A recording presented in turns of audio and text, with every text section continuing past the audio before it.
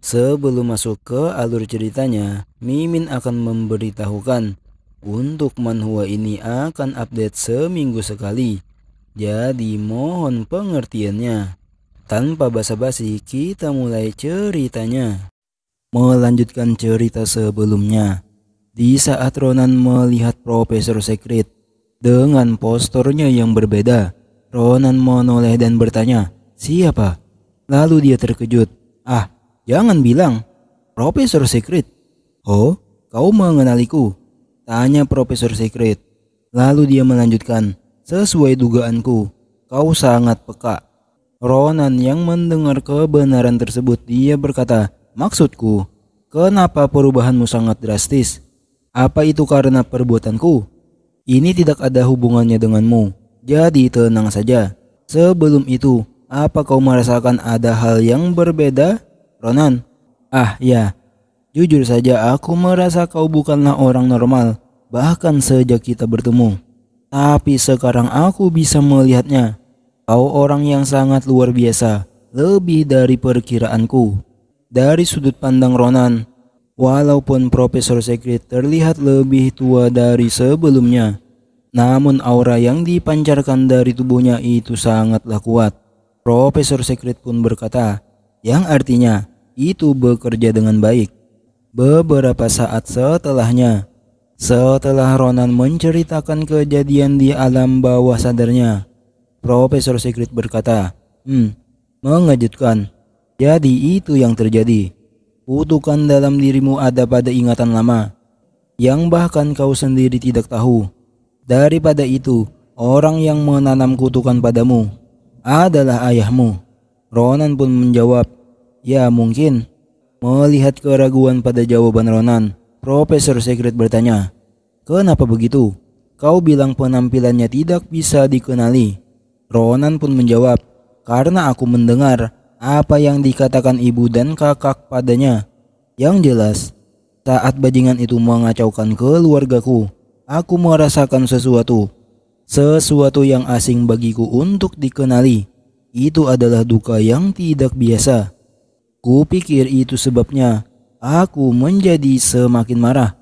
Kalau dipikir lagi, apakah emosi ini juga dirasakan orang itu?" Profesor Secret yang mendengar itu, dia berpikir sejenak, lalu bertanya, "Kau bilang kau tidak punya ingatan soal keluargamu?"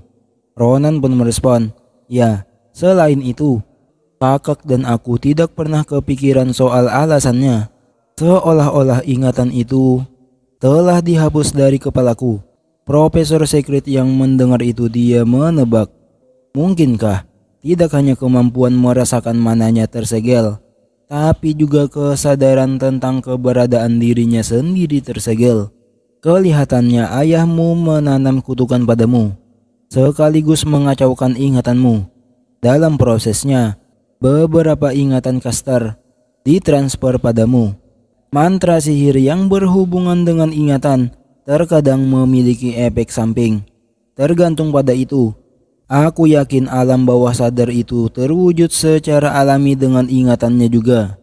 Kebenaran bahwa kau bisa menggunakan mana sebelum kau menebas kutukan itu, kemungkinan karena kau bisa merasakan mana untuk sementara waktu, sebagai reaksi untuk memulihkan kesadaran yang terputus. Terlihat di sisi Ronan, di telapak tangannya memunculkan aura dengan warna yang berbeda. Seraya dia bertanya, "Jadi, aura helai ini yang menyebar ke mana-mana adalah mana, bukan?" Profesor Secret yang mengamati itu, dia menjawab, "Itu benar, kau hanya bisa melihatnya saat ini. Tapi seperti murid lainnya, kau akan bisa manipulasi mana dengan mudah. Itu kalau kau melepaskan 2 kutukan lagi di antara 9 kutukan yang tersisa. Tentu saja itu akan memakan waktu. Semua kutukanmu tidak diketahui dan sangat kuat. Aku akan mengabarimu saat semuanya siap. Kau bisa kembali hari ini. Sepertinya hari itu akan datang." Namun Ronan sangat terkejut melihat ke arah Profesor Secret. Apa? Dia kembali menjadi muda?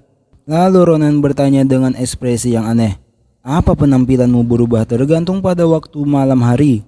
Profesor Secret pun menjawab, tubuh ini memang mirip dengan tubuhmu, tapi dengan sedikit modifikasi yang rumit.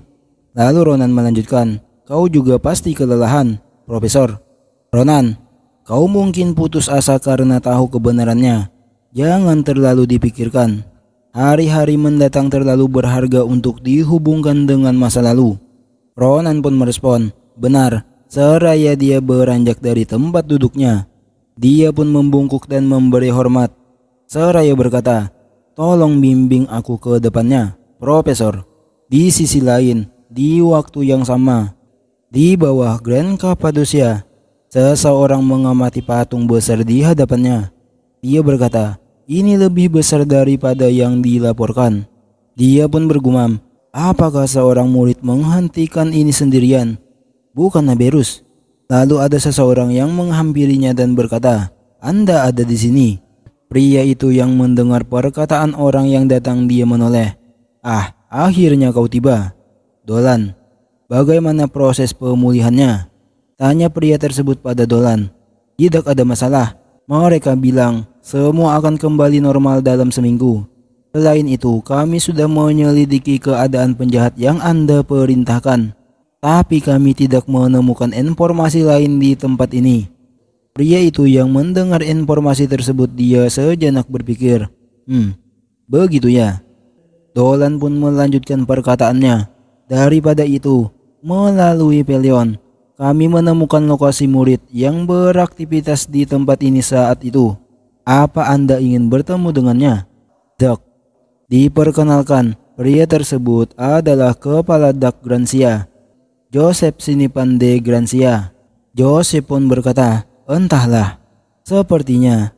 Namun mata patung tersebut bersinar. Itu menandakan bahwa patung tersebut aktif. Patung tersebut pun mengangkat tangannya.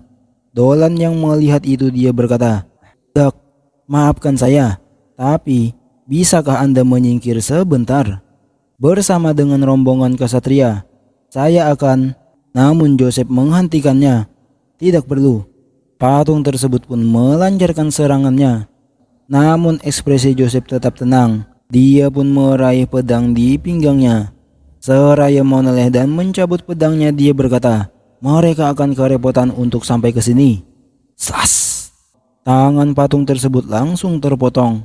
Dengan satu kali tebasan dari Joseph yang membuat patung tersebut menggeram. Namun tidak sampai di situ. Joseph melancarkan serangan kembali. Dengan secepat kilat dia menebas patung tersebut, yang membuat patung tersebut terpotong-potong. Hembusan angin akibat tebasan tersebut sangatlah kuat.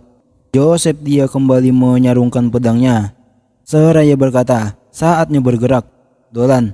Joseph perlahan melangkah dan meninggalkan tempat tersebut. Yang terlihat di belakangnya, potongan-potongan dari patung besar tersebut masih melayang. Seakan itu terjadi hanya dengan sekedip mata. Joseph dengan serius berkata, kita akan bertemu dengan pahlawan muda Pelion.